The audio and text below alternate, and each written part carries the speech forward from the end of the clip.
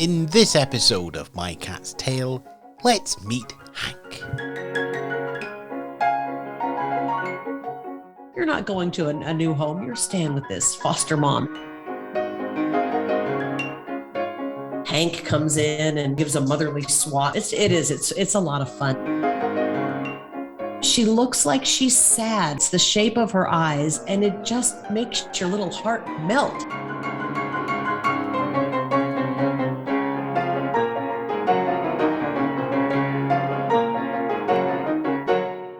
Joining me now on My Cat's Tale, we have Anne. And is it Hank or Miss Hank or Mrs. Hank? Where do we go with this delightful ball of fluff's name? Her name is Hank. A great story. Her mother abandoned her because it was a freezing, snowy night in Austin, Texas, of all things, which we never have. And so mother cat, we think, was feral and just left this litter. And so they were brought in from the cold, and I fostered 3 of them. And beautiful, beautiful little kittens. And Hank Aaron, the baseball player, had just passed away. I grew up loving baseball, loving American baseball and watching it and following it. And so I thought, okay, orange tabbies are usually men and boys. And so I picked up little Hank in her little itty bitty, she was just ounces, and looked at her private parts, and she looked like a boy, and thought, okay, your name is Hank. Well, of course, fast forward a couple months and taking Mr. Hank in for his neutering, and the vet said, no, we're doing a spay surgery today because Hank is a girl. And so my track record with identifying genders of kittens is not the best. But anyway, so Hank was a foster kitten of mine. And so at that point, I had been calling her, Hank, and I really liked the name. It really fit the personality of the cat. And I had also at that point decided that this foster was going to stay with me for the rest of her life. And so I just thought, I'm going to keep the name Hank. And so she is Hank, and we get a lot of questions on our Twitter account, on our social media. But I don't care because she's Hank, and she's gloriously Hank. So that's how she got her name. What sort of personality did you see then in those first few weeks? Oh, she was just, first of all, very, very, very quiet. And to this day, Hank really doesn't meow much at all. She chortles when she purrs. She gives that, and that tells me she's just happy, happy, happy. But she was very quiet and very daring, very not afraid of anything. And we have 2 dogs in our house, which is actually a beautiful thing when you're fostering cats, because to be able to expose foster kittens to all sorts of different experiences is a good thing. And thankfully, our 2 dogs, I've got a big one and a little one, and they both love cats. And so then the kittens get used to them. But she used to just, as a wee little kitten, climb all over Janie the dog, and just very bold, just almost in your face bold, but sweet, sweet, sweet. So I just knew. And the other thing about Hank, her eyes, she looks like she's sad all the time. It's the shape of her eyes, and it just makes your little heart melt. And so I would look at her and I would think, oh, you're not going to a new home. You're staying with this foster mom. And I had just lost one of my cats. She was very young. She was only 4.5 years old, and she had some heart issues and some liver disease, and it was very traumatic and very painful. And so my heart was kind of on the mend, and I was ready for a new cat. So divine intervention, she was put into my life at that moment, and she stayed. You said they're foster cats. You have a lot of felines going through the house there, don't you? Yes. As soon as one litter goes, it seems like another litter comes in. Everybody talks about kitten season. Well, there really is no such thing as kitten season, because there was always a litter of kittens that needs caring for. And I prefer doing bottle babies. I don't prefer that a litter of kittens is orphaned, of course. But I do enjoy taking care of the bottle babies more. Number one, because I love just doing the feedings, and it just kind of takes me back to when my kids were little and they needed me. But you also form some pretty incredible bonds with them. So I've done a bunch of litters where I have the mama and the mama nurses, and I just kind of oversee. And then I've done other litters where the babies come in and they need feeding. And I prefer, like I said, the bottle baby litters, but either any kind of litter, they're constantly going. I've got a litter on the way out right now. I had a total of 8 cats, 1 mama, 7 babies, huge litter. And I'm down to 4 kittens now. And so they're kind of, they're getting their surgeries, they're having their shots, they're deworming and all of the things that they need before they go to their homes. And so they're being adopted now. How do you get involved into foster kitting? Well, my kids went to college. Something about that maternal wanting to take care of something I've done. I've been doing it for several years now, and I've also done puppies. I love dogs as much as I love cats. Dogs are a little bit harder because I do work full time. And some puppies are, you have to take them outside a lot. And so I'm not as flexible with my work. So kittens are a little bit easier, but I'm not having an empty house with my children away at college. I needed some activity around here. And so I kind of just dove in head first. And how does the rest of the Austin community know about you, find you, get involved? What's on the other side of the coin? Well, Austin is such a pet-friendly community. I love our town. I actually am a volunteer with several different agencies and shelters. The cool thing is there are no kill shelters in Austin, which is amazing. Austin was way ahead of the curve as far as much of the rest of the state of Texas, as far as taking animals in, making sure they have homes, making sure the spays and the neuters are complete, and getting those animals into homes. And so it's just a community. It is a big community and everybody knows everybody. And I started with the kittens with a smaller group. And we were basically, we didn't have a shelter. We were an in-home foster agency only. And so the director, we got nonprofit status, and shelters would call and say, we've got an abandoned litter, they're bottle babies. Can you take them in? Because a lot of times the shelters are doing all they can just to keep the animals in-house going and healthy and fed and adopted.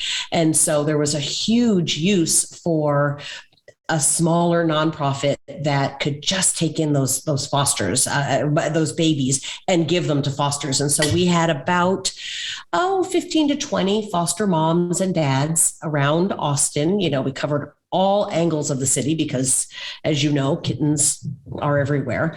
And so the shelters started to get to know our agency really well. And then when COVID hit, we weren't able to fundraise with our little tiny group, and we were just struggling a little bit. So that has kind of folded up a little bit. And so now I go directly to the different shelters, but I wouldn't know all the people at those shelters if we hadn't been there to take on those bottle baby litters that they couldn't handle. And so, yeah, it's a really neat community out here. So Hank comes in, first of all, just as one of these foster kitten groups? Yes, Hank was a foster. It was Hank, Edie, and Ruth. Ruth was named after Ruth Bader Ginsburg, who had also just passed away. And so I had these 3 little kittens, and it's really kind of cool because when you have a smaller organization, you know who is adopting these animals. And so as a result, about 95% of the animals, the kittens and the puppies that I have, I am still in contact with their forever owners. And that is really special. I get Christmas cards from all over, from all walks of life. And it's just it's fun because you make friends, you get to see where they're going. And you're doing a good job for the community. So I love it. So Hank arrives, with Ruth and Edie as well. What made Hank so different then? Well, like I said, her eyes made me melt, and just her quiet confidence. She is a confident and just very, very loving. And the other cool thing about her, and I didn't know this, I had already decided to keep her. I had already decided she was going to fill my heart and be my baby. She's really, really good with the other foster litters. It's really very rare to have a female cat. And then I kept another one of my fosters, fell in love with her. So I have two females, highly unlikely pair, and they are inseparably bonded, best of friends.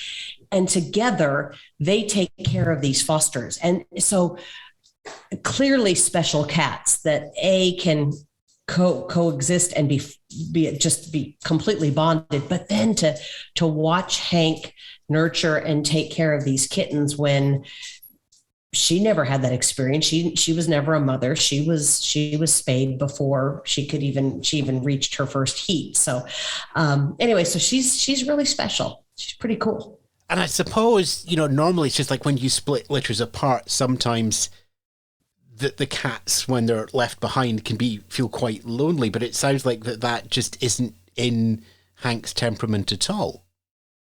No, she wants to be around dogs, cats, people. I have my children are all living away at college, but I live in a neighborhood and there are 6 or 7 little kids, and they are at my house every single day. And they are Hank's playmates and Hank's buddies. And it's also a good thing for the fosters because these little tiny kittens get used to being handled by an 8-year-old kid who's kind of bobbling them a little bit and maybe being a little bit rougher and practicing scruffing and they love them, but it's really amazing to watch these little kittens, and Hank was one of them, just kind of just fall in love with humans. And that's another thing that's cool about Hank is she is particularly in love with human beings. She wants to be with people all the time. She doesn't have that, I'm going to come to you and play with you when it's time for me to get attention. No, she just is in the mix all the time. In fact, she'd probably be walking across my computer as we're speaking right now if she wasn't taking a nap. So, and another cute story, the little girl next door had this fake fur, the kids wear those colorful fake fur accessories these days. She had this fake bright pink fur jacket. And when Hank was itty bitty, she used to come over and swaddle Hank in this. And I kept thinking, oh my gosh, that cat's got to be so hot. But to this day, when Amelia walks in my front door, Hank runs to her. And so she really just likes people. So she's a cool cat. How long has she lived with you now? She turned 1 on January 6th. So she's 1.5 now. And then her sister, I call her sister, came to me in March. That's Bruce, another girl cat with a boy name. And Bruce was a foster with another foster mom who happened to be leaving town for a weekend and said, can you keep this one single kitten? And I said, yeah, sure. Bring her over. We had a bunch running around and I fell in love with Bruce too. And so now Bruce stayed. So I've had 2, what they call them foster failures. And a lot of people ask me, what's a foster failure? I mean, this is a positive thing. Why are you calling it a failure? And it's because I'm supposed to be preparing these kittens to go into their forever homes, and it's a failure. And I put that in air quotes because they're not going anywhere. They're staying with me. How many kittens have you had come through the house now, all told? Oh, more than 100. I've been doing this for several years. So, and I probably have 6-7 litters a year, probably. So probably close to 100. I write down all the names so that I can remember, but I need to start writing dates, and like who went to whom, because I don't do that. And some of them, like I said, I keep in touch with a lot of the families, and those are the ones that are super easy to remember. So yeah, probably close to 100. You're creating a lot of attachment yourself in all of these kittens that you're fostering. How do you get over when you don't have that attachment anymore, how hard it is to say goodbye and watch them go out to the new life? Yes, it's hard to let them go because you do fall in love with them. But you've vetted, you've interviewed, you've watched these owners play, and there's nothing more beautiful than a little kitten playing with its new owner. I mean, it's a really special thing. And so for me, I know that they're going to a good place. And so that makes it a little bit easier. I also know that if I kept them all, I wouldn't be able to foster them all. And so I always tell myself in the back of my head, if you let these 7 go, there's another 5, 6, or 7 that are going to need your help. Because I couldn't manage, a house with 30 cats. Realistically, so it opens the door for others to come in. And so that's my justification when I'm feeling sad. I do cry, I think, for just about everyone after I do the drop off. But part of the adoption process is we get to see where they're living. And that's kind of part of the screening too. You kind of want to make sure that they're going into a safe, good home.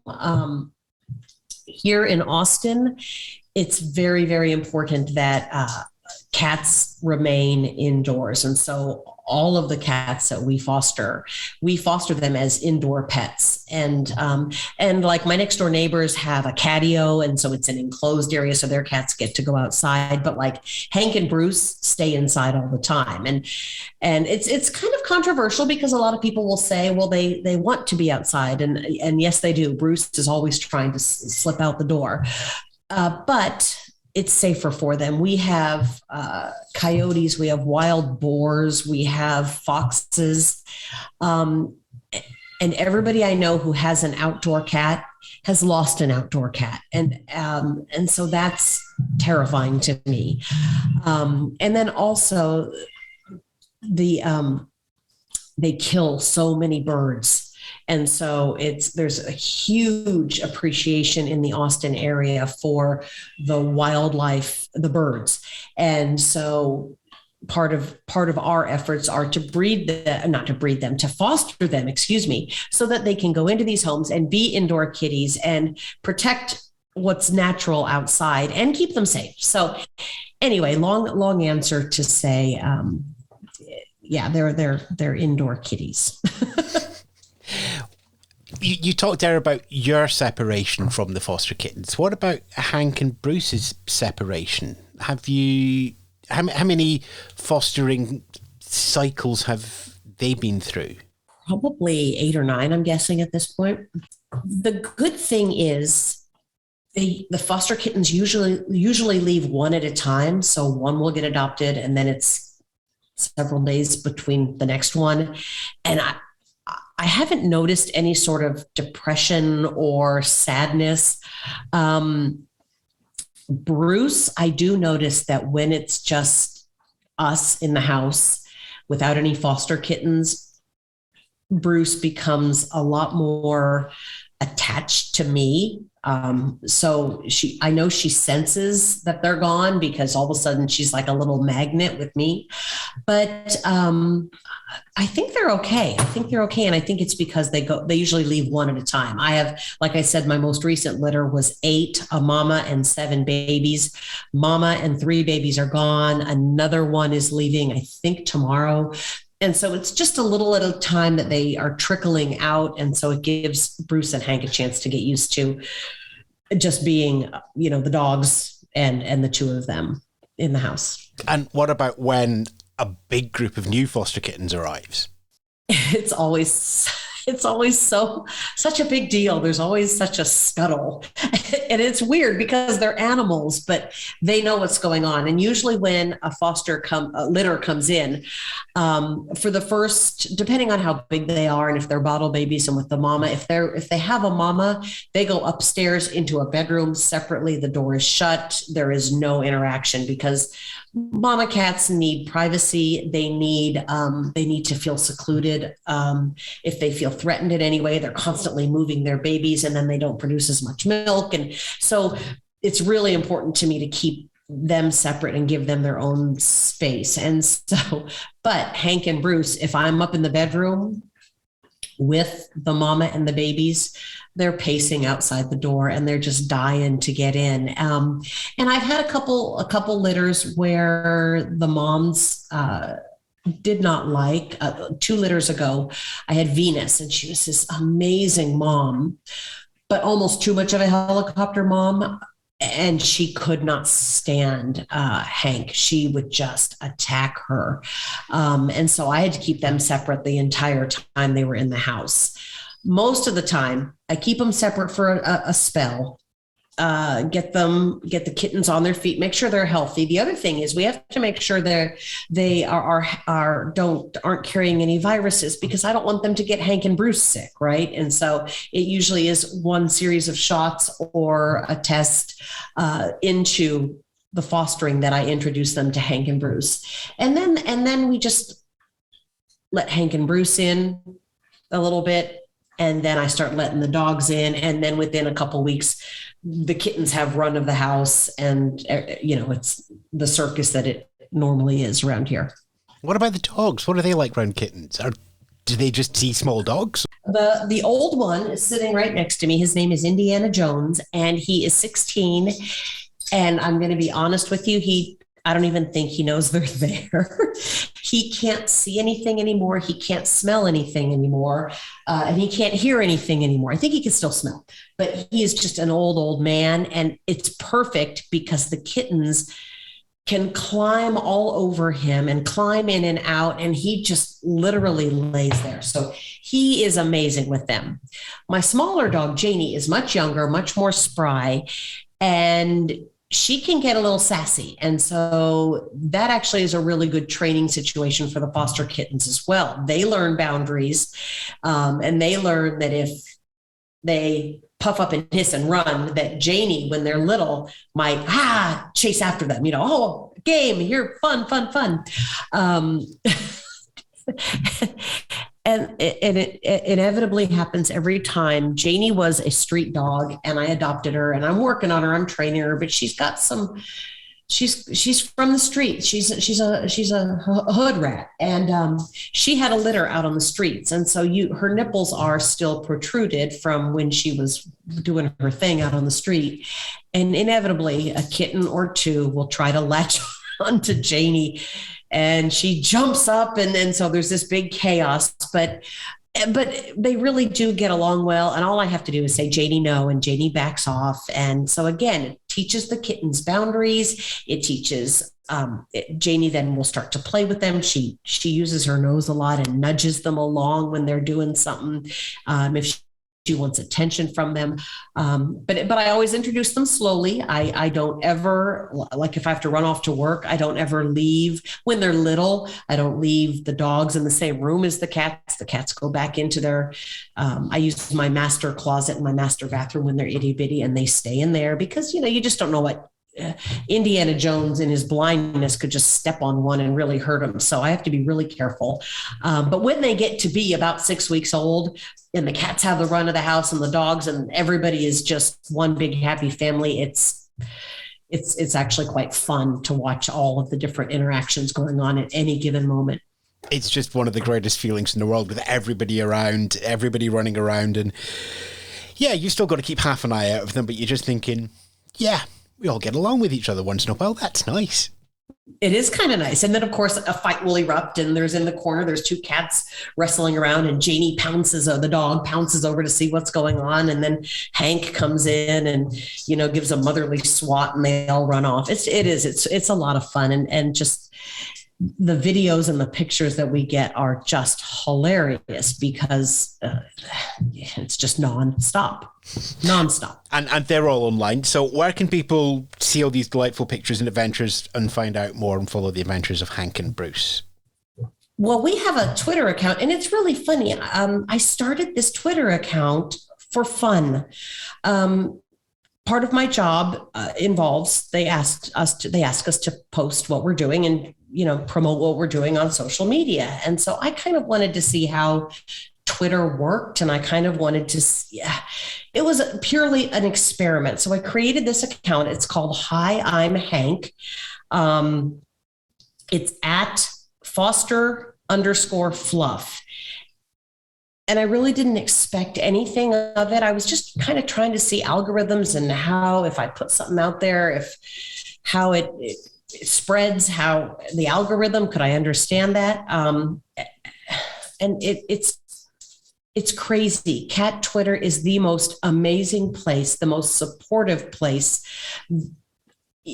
Any time of day, 24/7, you can talk to someone somewhere in the world about your animals if you need to, if you need a friend, if you need support, or if you just want to see cute videos. It's a crazy, fun, loving space. And it really is what social media is for. I mean, what's going on in the world right now is insanity, from the United States to Ukraine, everywhere. It's just crazy, crazy, crazy times.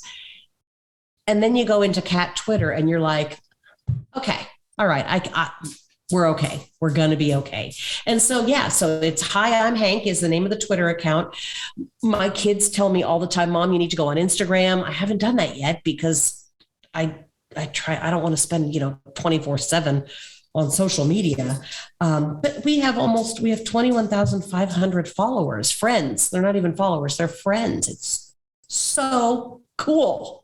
So anyway, yeah, and so connected. Just as you have all the pets running around the house, we have Cat Twitter running around everywhere, and we play our little part here at My Cat's Tale as well with the stories that go around. And thank you very much for telling us the story of Hank and Bruce and Venus and Edie and Babe and you've got all the other names. I've forgotten them already, but it's wonderful. Thank you. Thank you. Thank you for having me. And thank you for letting me talk about fostering, because it's A, very rewarding, and B, it really does make a difference. And so if people are looking for some small way to give back, I mean, I know there are bigger, more pressing issues in the world than saving kittens and puppies, but you know what? It does make a difference. And I think that's really cool if we can just make a little bit of a difference. One nice thing every day. It all adds up. Right. I love it. I love it.